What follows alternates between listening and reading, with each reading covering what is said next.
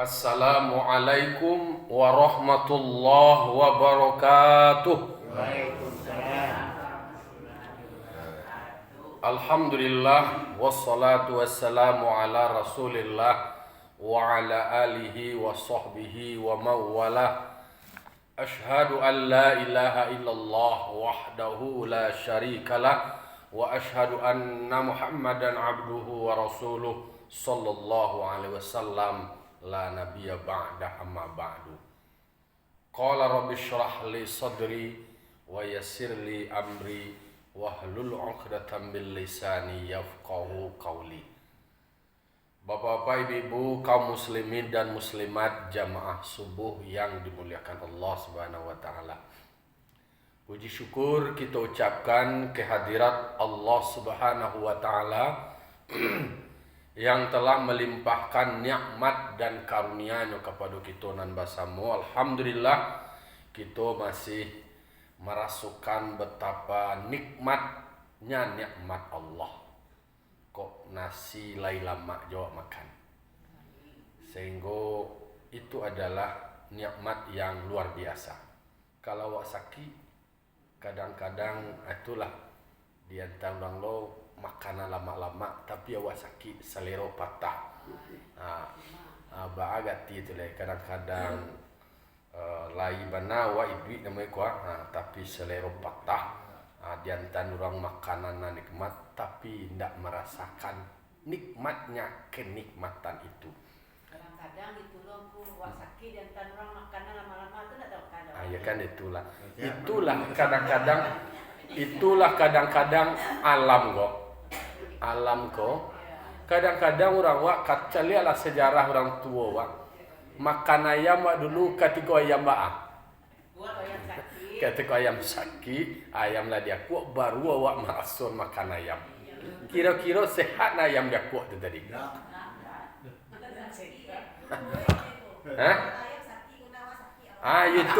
Itu undang-undangnya kan itu marasuk dia orang makanan lama tu adalah ketika awak sakit atau ayam sakit.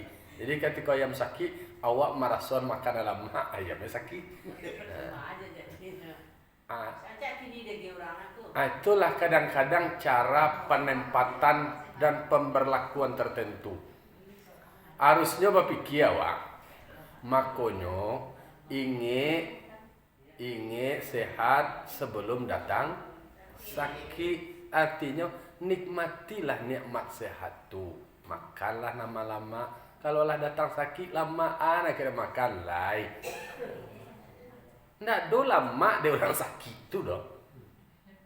Makanya itu renungan. Ada realitas kenyataan yang terjadi awak dianggap merasakan makanan lama kalau awak sakit atau ayam yang dianggap lama tu sakit baru dia gian kawak. Tetapi makanya kan adalah sebuah peringatan kawak dalam praktek. Kau kan praktek kehidupan. Kalau istilahnya kok anomali namanya itu anomali kok terjadi penyimpangan. Harusnya kan ketika awak sehat, kau lah awak makan lama supaya awak taruh dalam keadaan sehat. Tapi kenyataannya ketika awak sehat kau kan awak lupa. Jadi makanya dingian tu jadi ingat sakit, ingat sehat sebelum datang masuk sakit. Ingat waktu lapang sebelum datang masuk sampai takah wak kini-kini ko waktu beraja bilo le sebut melanja sebut kamari sebut iko ingking kamari. Yo dululah ketika awak masih lapang di situ awak beraja, di situ awak bisa melakukan sesuatu yang baik. Kalau lah sampai dah dua le. Ale ingat mudo sebelum datang masa tua lah tua ko ale ala banyak lah ala uzu malah lah panik sadua ye. Kece istilah noe kok jange lah kan dua. Gigi lah gugu, matu lah kabu, obat di kapalo lah subuh, dunduk monjunju, awak lah kuhu, lalu lah diletaknya dan nak dijapu. Iko kan adalah menarik. Mak amang kuandang buang tu diletaknya di dapur lah gitu kan. Sebenarnya dekat pintu semua. Karena kajambala mencuru-curu. Itu boleh lansia. Kini kan ada semua kau di dapur lemah. Semua kalau di WC lah di kamar ya. Kamar ada WC. Jadi makanya kenikmatan itu rasakan nikmatnya ketika awak dalam kondisi kini. Jadi itulah dialog kenyataan dengan sesuatu yang mesti harus menjadi perhatian bagi awak. Jadi mangkonyo nikmat Allah Ta'ala kita syukuri. Maka tadi dalam doa awak, Allahumma auzi'ni an ashkura ni'mataka allati an'amta alayya. Kalau tadi kan pakai an nashkura ni'mataka allati an'amta alayna wa ala walidaina. Wa minta ke Allah Ta'ala yubana jadi wa selalu orang yang bersyukur nih atas segala nikmat yang Allah berikan ke awak dan ke orang tua awak. Tak boleh lupa awak orang tua awak ni. Awak takah kok kini baapun orang tua awak justru melalui wasilah ni. Takah kok awak kini ya dek karena perlakuan orang tua awak kawak. Berarti bagus treatmentnya. Jadi anak disamai orang tua awak berarti itu nawak terima. Pertanyaannya ke depan anak cucu awak, apa perlakuan awak? Apa kau leh dulu pupuk lo perilaku dengan pupuk yang baik? Makanya ada yang datang ke rumah cerita-cerita tu diajak bersyukur. Diajak bersyukur bahas supaya dalam posisi apapun kini mungkin ada lo hikmahnya kalau awak punya keterbatasan katakanlah ekonomi. Di situ lo indah. Ambo kecian tu kalau kayu lo abak ambo cuma kayu lo mak ambo dulu kan. Antara jadi preman bandit gadangnya wak baca. Tu awak kalau kayu tu lebih kotor, lebih konda aja tentu malala aja yang kemari. Kalau lah pakai onda lo awak mau ketu bujang, mau ketu dulu kau tentu lah nebiang-nebiangnya orang di belakang tu. Tu lah ibu-ibu di tu je lah. Tu kecil lah doang. No kok gagah lo awak dulu kok kini kali gagah ya mah. Kalau istilahnya bagaimana mah tu membuat orang tarwih tu lah itu je pada awak. Memang kowe selalu syukuri ternyata ada hikmah, ada makna di balik semua yang ada. Jadi mangko takako lu kuntungnya. Nyo dulu orang dari keluarga kayu tapi tetap terdidik dengan pendekatan yang bisa mensyukuri. Ada orang gagah tapi nyo ndak sombong loh. Tapi kan berpotensi kalau gagah tuh berpotensi sombong. Kemudian kayu berpotensi sombong loh. Na'udzubillah summa na'udzubillah. Mangko nak dolai minta kepada Ta'ala. Rabbi auzi'ni an ashkura ni'mataka allati an'amta alayya wa ala walidayya. Wa an a'mala sholihan tardahu wa minta Allah Ta'ala bisa mengamalkan segala sesuatu yang diridhoi di Allah Ta'ala. Maka dalam doa setelah salat sunat itu kan baca Allahumma radini ala qadaika wa sabirni ala balaika wa azzi'ni syukra na'maika. Jadi minta rela wa syukwa wa ridha wa menerima ketetapan Allah, sabar terhadap ujian Allah dan kemudian menjadi orang bersyukur atas segala nikmat Allah. Kemudian salat dan salam tentu selalu senantiasa kita mohonkan kepada Allah semoga dicurahkan, disampaikan kepada arwah junjungan kita Nabi besar Mustafa Muhammad sallallahu alaihi wasallam yang membawa manusia, membawa kita berada pada posisi saat ini. Karena memang Islamnya awak itu tak terlepas dari perjuangan beliau. Jadi makanya takah kok kini itu dek karena ada perjuangan Rasul. Tahu lo awak Rasul bapa sanpolo, kamu tahu dek karena ada guru yang mengajarkan. Jadi Nabi Muhammad sallallahu alaihi wasallam beliau tidak mewariskan harta, tetapi yang beliau wariskan adalah ilmu. Kepada siapa diwariskan ilmu? Diwariskan kepada ulama. Maka dikatakan oleh Nabi al-ulama'u warasatul anbiya. Ulamalah tempat pewaris para nabi. Yang diwariskan oleh nabi itu adalah ilmu. Yang diwariskan adalah kaji. Kaji yang bisa awak mengenali Tuhan awak. Kaji awak bisa dekat dengan Tuhan awak. Mangko guru ulama. Laulal murabbi ma'araftu rabbi. Kalaulah tidak guru, maka aku tidak akan mengenal Tuhanku. Jadi mangkonyo ada wasilah, ada melalui sanad kaji dan ilmu dari guru, mangko awak tahu dengan Rabbi awak. Tahu awak dengan Tuhan awak. Karena memang awaluddini ma'rifatullah. Awal agama itu adalah kita mengenali Allah. Jadi menjadi orang yang arif, orang yang mengenali Allah. Makanya disitulah puncaknya. Puncaknya ada sebuah kesadaran, ada semacam sebuah pengakuan bahwa kepuasan, di atas semua kepuasan itu adalah kita merasakan bahwa Allah itu selalu hadir dalam diri awak. Ilahi anta maksudi waridoka matlubi. Engkau yang aku cari ya Allah. Engkau yang aku sengaja ya Allah. Engkau yang aku maksud ya Allah. Dan keredaan engkau yang aku cari. Keredaan itu suku awak, wak tarimo. Mangko jadi awak ketika dipanggil oleh Allah Ta'ala radiyatan mardiyah, dalam keadaan redha dan diredoi. Mangko doa surah sunnah itu Allahumma radini redha. Mangko ketika banyak orang berbaiat itu kan lafaz yang pertama dalam baiatnya itu apa? Raditu billahi rabba. Aku redha bahwa Allah Tuhanku.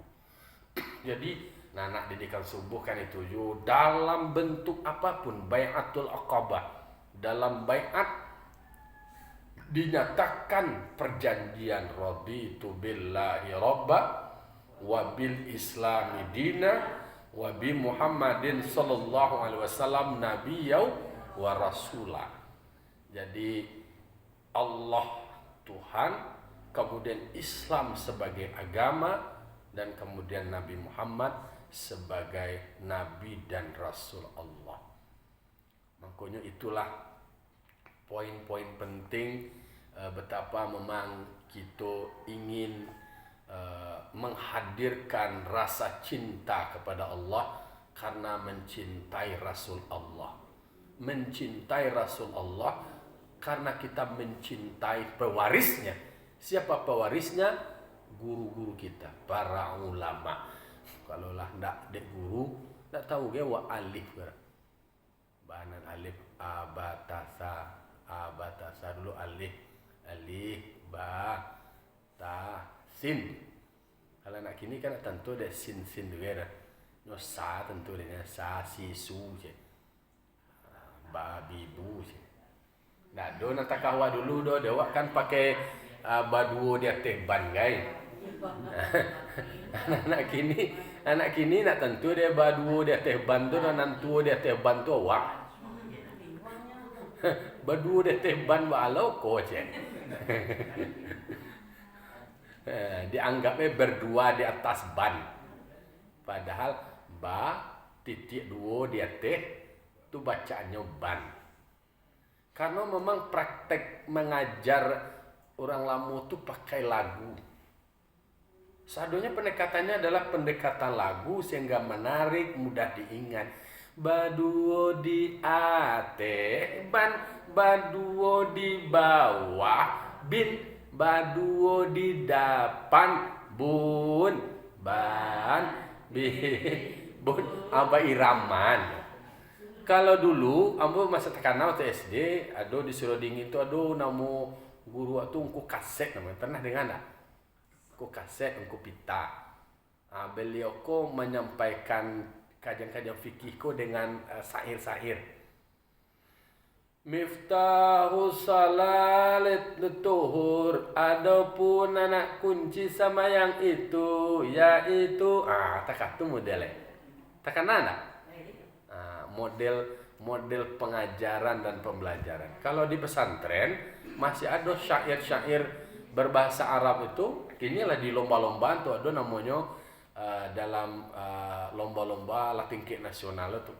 Kami itu apa syair, ada syair nahu saraf itu baba irama itu. Ada irama-irama kayak irama kampung. Alhamdulillahilladzi qad akhraja nata'ijal fikri li arbabil hijab. Banyak nanti apa? Nah pesantren itu banyak nanti apa itu? Nahu saraf ikut segala macamnya kaidah-kaidah ya. Jadi itu model pendekatan dakwah, pendekatan pengajaran dan pembelajaran dengan pendekatan seni. Ini sambiana lagu-lagu dihafal. Jadi itu makanya karena guru lah, baacara de guru majalah. Bapak-bapak, ibu-ibu jamaah yang dimuliakan Allah. Prolog aja mau selesai setengah jam ya. Kita patang kita wala pakai kita ya. Kita membahas soal Asyura atau Muharram. Jadi memang menarik sejarah-sejarah yang terjadi pada Asyura itu banyak peristiwa besar. Sehingga para ulama mereka berijtihad membuat konsep-konsep doa. Jadi konsep doa Allahumma ya mufarrija kulli karbin. Allah yang melepaskan, ya Allah yang melepaskan segala kesulitan. Wa ya mukhrija dzannun. Orang yang mengeluarkan dzannun. Dzannun itu satu Nabi Yunus. Jadi doa yang dibaca itu di hari Yaum Asyura. Petang lah tiba dan tadi nimis apa namanya? Bubuah. Nampak di status nimis bara 6 cempur tu. 6.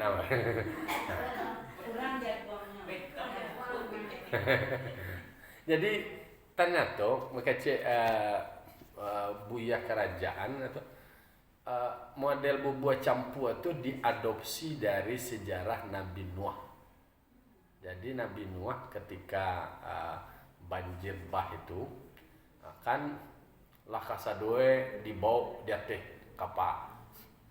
Di situlah dikumpulan. Kalau dikumpul cik, istilahnya di dalam tampek yang satu berhimpun unsur-unsur yang berbeda dan itu satu dengan yang lain punya peran. Dan biar cik, kadang biar cik kan itu filosofi ya. Ya kan segala sesuatu itu tergantung memaknai. Nah nanti mana kan lama dimakan itu. Lama dimakan. Ya contoh kasus lah. Jadi petang perdebat diskusi awak kau soal apa di KUA tu sepi Muharram. Ya karena memang apa lah ya orang awak kau banyak nilai-nilai tradisi sesuatu, tu akhirnya hindari dia seperti itu lah. Padahal nak do Al-Quran melarang, nak do hadis yang melarang. Bahkan dalam sejarah yang ada Nabi Muhammad tu menikah ada di bulan Muharram. Berarti kan ada larang betul. Nabi Muhammad tu je menikahi istrinya Ummu Habibah binti Abu Sufyan. Itu adalah di bulan Muharram. Kemudian menikah dengan Sufya yang dari Israel. Oh, yang cantik itu ya. Yang cantik, ya cantik. Kalau Nabi kan menikahnya tu sama Khadijah, ada Nabi poligami.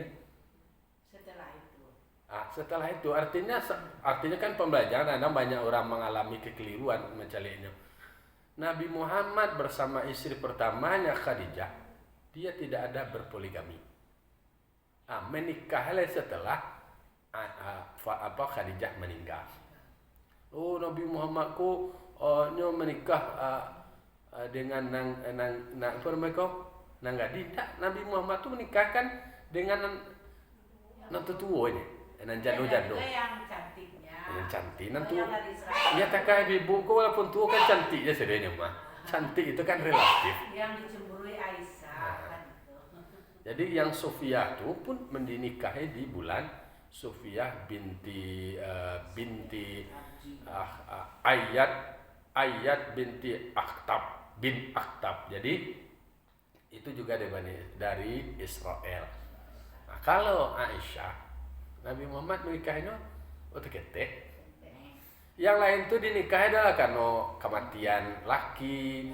Kemudian kan ada anak Umar bin Khattab, anak Abu Bakar Siddiq, ikolah jadi tidak dengan pendekatan hawa nafsu. Nah, makanya edukasi awak ke masyarakat awak terkait dengan bulan Muharram itu kan kalau saya naik ke awak kan bisa saja mengasosiasikan ke nagari. Tapi kan orang awak memilih ya pada anunya kok iyo tersuai dok ndak ale cencai ndak ale kan memilih berhati-hati aja mereka. Tapi ambo memang sejarah Nabi itu ambo sangat tertarik sekali apalagi pribadinya. Terus ya Nabi bilang kan istri yang sangat mencintainya itu yang dari Israel tuh.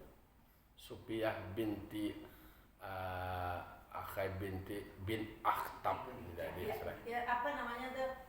Nabi merasakan setelah Khadijah meninggal kan sebanyak istrinya tuh Abu Bakar ya anda beranda, tapi dia mengatakan istri yang sangat mencintainya katanya.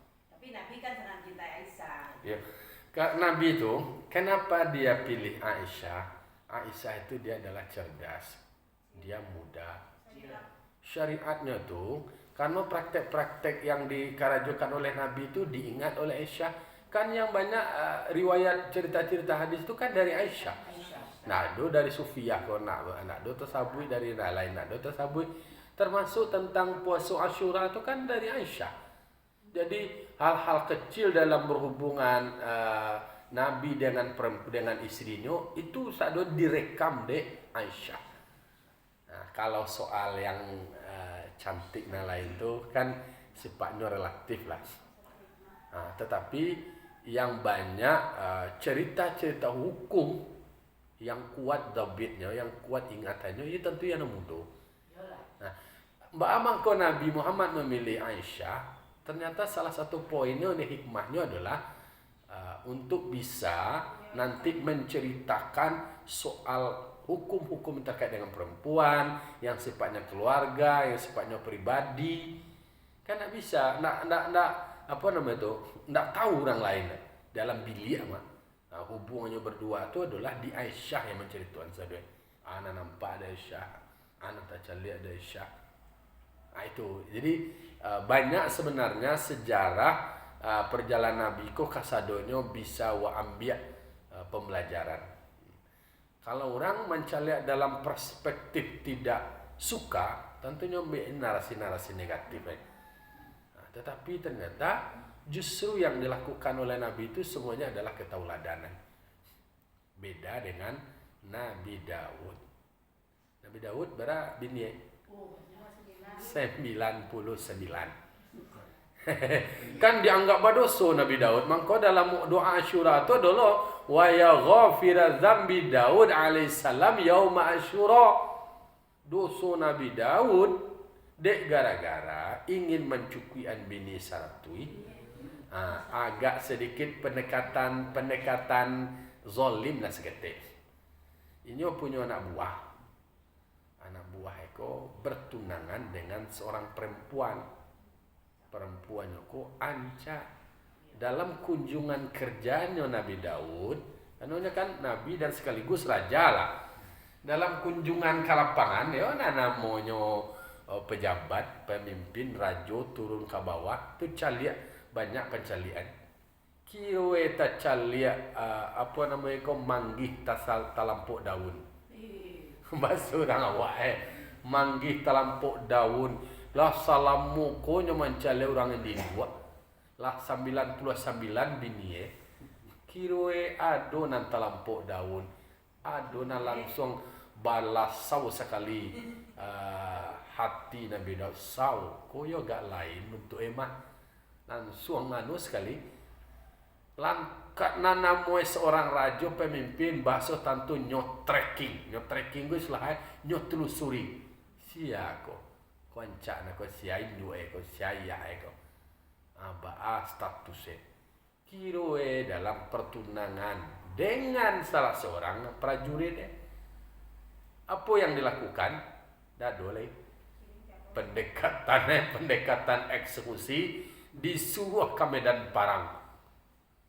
Suruh pai jauh-jauh masuk ini ke pejabat nak suku je nak buah dipindahnya campaknya ke anu lah ke sampai dinasnya jauh pelosok supaya misi agendanya ndak ada gangguan kan itulah yang pada akhirnya ditegur oleh Allah Subhanahu wa taala melalui malaikat karena dia binilah 99 ingin mencukupi oleh satu tapi caranya bahasa orang Wan nak lama cara nak lama cara licik dek karena khawatir misinya kok terganggu nyo pindahan atau nyo utus anak buah ko parang dia jauh maknanya adalah bahwa memang apa yang dilakukan itu karena memang berdasarkan nafsu yang kemudian menzolimi anak buah, maka ditegur dalam sebuah ilustrasi, sebuah simulasi. Jadi datanglah hari mulianya itu adalah hari Sabtu, hari istirahat. Nak ada pelayanan loh. Jadi bahasa awak ko libur, bahasa kantue ko hari libur. Hari ibadahnya rajo, hari ibadahnya nabi. Nak ada layanan administrasi, nak ada layanan surik menyurik, nak ada layanan tamu, nak ada. Yang ada adalah bela fokus beribadah. Tentu ada protokolernya. Pintu pertama bahasa awak membayang kini ko pintu ko sespri ko. Pintu luar adalah sapo PP. Ada protokolernya. Siapapun yang masuk pada hari ibadah itu tidak boleh. Tetapi yang datang adalah malaikat. Ya bakal cara lah diambil datang ke sudahnya. Itulah takajudnya Nabi Daud. Lah masuk je ke dalam. Datang ke Nabi Daud. Wahai Rasulullah, wahai Rajo, kami punya problem. Kami punya masalah. Nah masalah kau belum tertuntaskan, belum terjawab, yang akan memberikan pendapat terhadap masalah kau yo pinta mulia kandak berlaku yo rajone. Masalah itu. Kau balik mana kok sampai di hari ibadah mana? Ndak bisa bisu guys. Ndak bisa. Iko ada konflik ketika dibiarkan nanti akan menimbulkan gejolak-gejolak besar. Itulah pikir dramatis masalah. Ada si aku ini punya kambing cie si kuahnya. Lalu kemudian adalah si G si B nyalah punya kambing 99 iku. Nan orang nan punya kambing nan 99 iku gua. Kanyo ambil lo orang nan punya sekua gua. Sekua kambingnya kanyo kuasai lo. Kanyo ambil lo. Kikiro ba menurut pendapat engkau itu wahai raja. Pada konyo cie kambing lainnya. Konyo lah punya kambing 99. Akanyo pasolo mangganuan syarat tu. Tentu tai buat ti orang nak punya kambing nan siku punya. Aba menurut pendapat engkau wahai raja. Pinta boleh kandak berlaku. Alah sampai itu. Kayak berundiang lah. Alah sampai itu pak di dangar rupu kecek lah sorak bisiak lah kadengaran sorak lah kalampauan. Dek karena nan punya kambing 99 iku ako lah banyak jumlah itunya kamu ngasuh lah kambing nan siku ako itu namanya zolim namanya itu. Harus minta ampun ya Allah Taala. Abah tobat itu. Aniayon betul. Ndak boleh itu loh. Dicari Tuhan lah bahwa nan punya masalah ko adalah nan terkait dengan masalah perempuan. Kalau takatu kalau ada orang yang punya bini lah 99 orang bini kemudian ada orang kawa bini seorang ka bini itu Akannya ambil lo tunang orang kau. Balo kikiro tu. Langsung tembak balam mai kirwe. Langsung kau kiro malaikat nanti bu. Masya Allah. Astagfirullahaladzim. Minta ampun Allah Ta'ala. Dek kan posisi seperti itu. Itu beda. Kalau Nabi Muhammad kasusnya tidak seperti itu. Justru menyelamatkan. Sadonya selamatkan. Justru yang selama itu kan dan istilahnya dengan statusnya yang bukan gadis itu sejarah dari kehidupan Rasulullah SAW. Nah, makanya apapun itu terkait dengan hidup Rasul itu semuanya adalah mutiara hikmah. Awak telusuri, awak pelajari, awak ambil hikmahnya. Memang yang beliau lakukan itu semuanya adalah ketauladanan. Mangko label uswatun hasanah itulah haknya adalah Nabi Muhammad. Maka itu kan soal ketika beliau itu punya kesempatan untuk memberikan balas dendam, ndak beliau memanfaatkan doh. Kan beliau tinggal berdoa tinggal meminta beliau punya fasilitas, doanya dikabulkan Allah. Malaikat tarikh menawar-nawarkan. Tidak ada beliau memanfaatkan. Beliau hanya mendoakan. Itu pendekatan yang agak paradok lah. Tak balik dengan pendekatan orang kini. Awak kini kau lagi sedang buat kuasa. Kau lagi sedang diawak lo. Kalau tidak lo diawak lo tu nak kado lo tu. Dek karena merasakan bahawa kekuasaan tu tidak kesalahan mulu dia lagi mumpung lagi sedang diawak. Tapi Nabi Muhammad beliau tidak pernah memanfaatkan model-model seperti itu. Itulah keutamaan, kemuliaan yang mesti harus kita tauladani. Semoga terus diskusi-diskusi awak setiap subuh itu mengingatkan diri awak sebagai koreksi, sebagai umpan balik awak, sebagai pengingat, sebagai warning, sebagai peringatan, sebagai pembelajaran tarwih. Karena memang yang kita baca dalam ayat Al-Quran, hadis, kemudian sejarah-sejarah Rasul, itu adalah ada pembelajaran. Nah, jadi makanya dalam doa Asyura itu dirumuskan oleh para ulama-ulama, itu intinya adalah supaya kesulitan yang dihadapi bisa lapih dari kesulitan. Kan rata-rata di hari Asyura itu ketika para nabi Allah diuji dalam posisi yang genting dan sulit, lalu kemudian semuanya dilepaskan oleh Allah Subhanahu wa taala atau keluar dari semua masalah. Nabi Ayub dalam kondisi yang sulit, dalam keadaan sakit, semuanya hilang, menghindar. Dek gara-gara awak sakit habis kasadoi.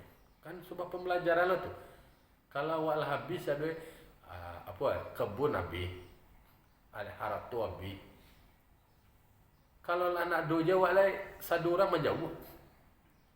Orang yang setia jawab pun dari awal berjuang dawak baalah keadaan kondisi itu berjuang jawab. Di situlah soal ujian kesetiaan. Sehingga agak anak keluarlah kata-kata dari istri itu, dan itu maka menjadi takana dari Nabi Ayub. Pada akhirnya pada saat Nabi Ayub sembuh, maka istrinya kok diberikan semacam hukuman sebagai pembelajaran bahwa memang kesetiaan. Waktu di Makkah itu menamping jamaah, ada yang istri yang setia menamping suami dalam keadaan sakit, terharu dalam barube dalam keadaan stroke, walaupun suaminya kok sakit, kemudian temperamental segala macam, karena beliau lah tahu bertanya itulah 8 tahun tetap mendampingi, karena yang mendaftarkan haji adalah suaminya juga, makanya bawa jo dalam kondisi seperti itu. Luar biasa loh pembelajaran, memang soal kesetiaan dalam kondisi apapun beliau, maka ambo pun balik mencari luar biasa. Kemudian agak terharu mencari dalam kondisi seperti itu mempelajari, bertanya-tanya.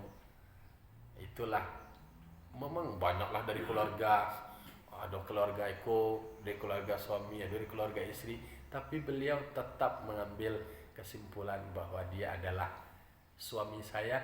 Yo iko kenyelego. Dia pasang kenyelego anaknya lah sibuk jadi dia surang. Nyentah di mana kini kalau jauh-jauh aja mah.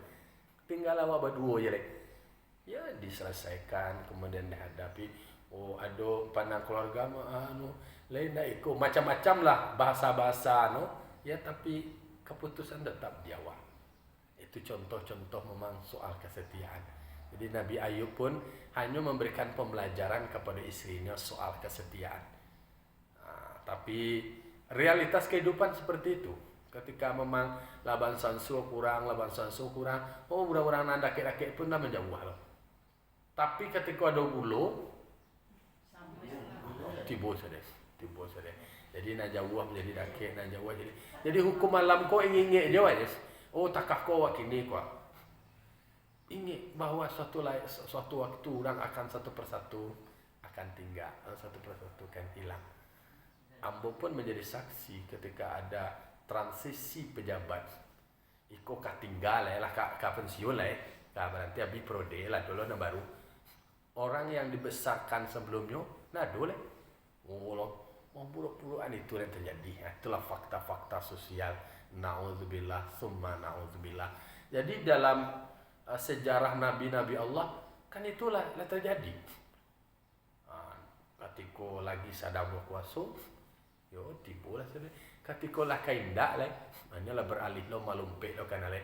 Yo ko kayu lo berlompek kenapa lain, mangana lah mau di paburuan lo. Nanti jadikan itu. Ingin manapean supaya disukui dek na baru nalamo di paburu-buru nah ko muncung lidah ko basilindok kalau tanah lidah ko kan spontan je aja mangece je aro dapet saya orang nang ka menerima nang baru ko bisa menilai juga kalau dalam tes psikologi itu lah nak masuk tu. Oh berarti takah ko mode ingin mandapean nya sifat orang lain. Kalau dalam rekrutmen karyawan, dalam psikologi, dalam tes, aku nak bisa. Isu ambo ketika lain tak lo nolai tentulah kajuan nolai itu jadinya. Itulah pembelajaran memang di hari Asyura memang Allah berikan semacam penyelamatan atau pembebasan bagi para nabi-nabi Allah ketika beliau berhadapan dengan umatnya dengan berbagai macam perilakunya, lalu kemudian diselamatkan dari berbagai macam ujian, dilepaskan dari segala berbagai macam hambatan dan tantangan. Takatulo dalam pembelajaran dewa bahwa memang ada hari-hari tertentu pada saat genting dan pada saat sulit, lalu kemudian Allah lepaskan, dan itu para luluk itu ingin sebagai memori kolektif bahwa sadar bahwa ada orang lain yang juga ikut peran serta membantu. Pasti yang membebaskan semuanya adalah Allah Subhanahu wa taala.